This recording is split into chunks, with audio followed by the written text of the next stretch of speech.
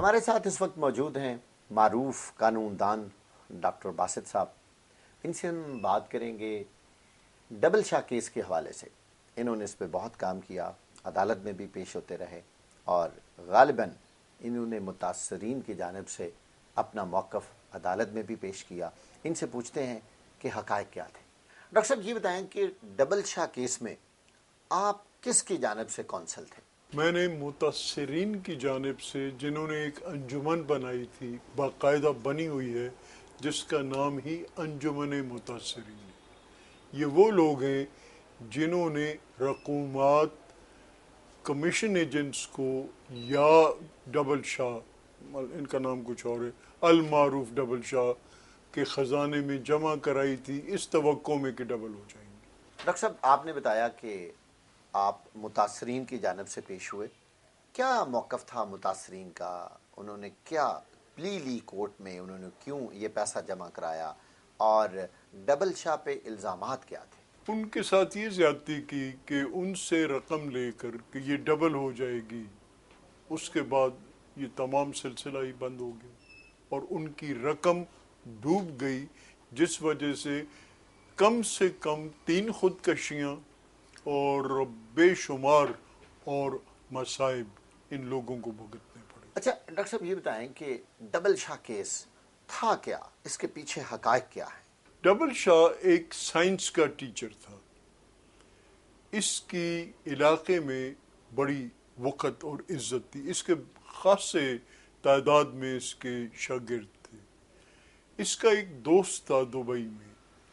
یہ ایک مرحلے پہ 2006 کے اینڈ پہ یہ دبئی چلا گیا اور وہاں وہ کچھ ان کا جو سٹاک ایکسچینج ہے یا کوئی مارکیٹ ہے یا کوئی شیئر مارکیٹ ہے، یہ اس میں یعنی اس نے دلچسپی لینا شروع کر دی کہ وہاں سے یہ کچھ تجربہ حاصل کر کے آئے، وزیر آباد آئے، شروع کیا اپنا کاروبار اور لوگوں سے کہا کہ مجھے رقم دو، میں ایک مدت میں، معین مدت میں اس کو ڈبل کر دوں گا.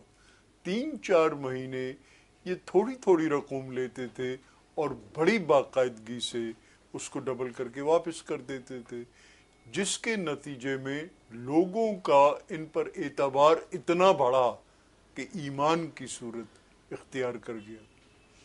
اور اس 4-5 مہینے کے بعد یہ ایک سوشل فینومینا ہی ہے کہ کیسے ہوا، ایک سینے سے دوسرے میں بات منتقل ہوئی اور لوگوں کا ایک جم غفیر ان کے گھر کی طرف جو ہے ہر روز آنا شروع ہوا اور انہوں نے بنڈل اٹھائے ہوئے تھے پیسوں کے، اور صورتحال یہ بنی کہ لمبی لمبی قطاریں باہر کھڑی تھیں ڈبل شاہ صاحب سے ملاقات کے لیے، جو ہو نہیں سکتی تھی کیونکہ وہ ایک ہجوم میں گھرے ہوئے تھے.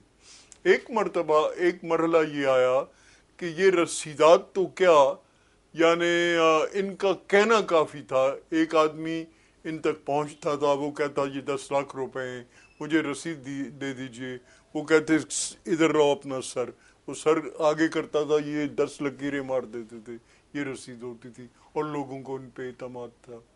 اچھا اس وقت جو مقدمہ چل رہا ہے ایک اینٹی ٹیررسٹ کورٹ گجرانوالہ میں، ڈاکٹر صاحب یہ ٹیررسٹ کورٹ کی انوالومنٹ کس طرح ہوئی اور ان پر کیا ایسا مقدمہ درج ہوا کہ ان کو ایک دہشت گردی کی عدالت میں پیش ہونا پڑا؟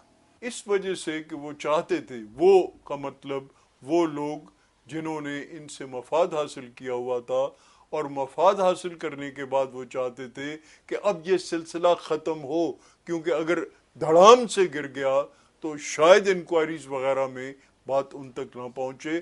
وہ ان کا اب سلسلہ بند کروانا چاہتے تھے اور ان کو موقع سے ہٹانا چاہتے تھے. ڈاکٹر صاحب یہ بات تو درست ہے کہ ڈبل شاہ نے کوئی غیر قانونی کام کیا، اس نے لوگوں سے پیسے لیے، لیکن یہ بات بھی تو اپنی جگہ درست ہے کہ لوگوں کو، ڈبل شاہ کو یہ پیسے دیتے وقت سوچنا چاہیے تھا کہ وہ بھی ایک غیر قانونی عمل کر رہے ہیں. بالکل غیر قانونی تھی.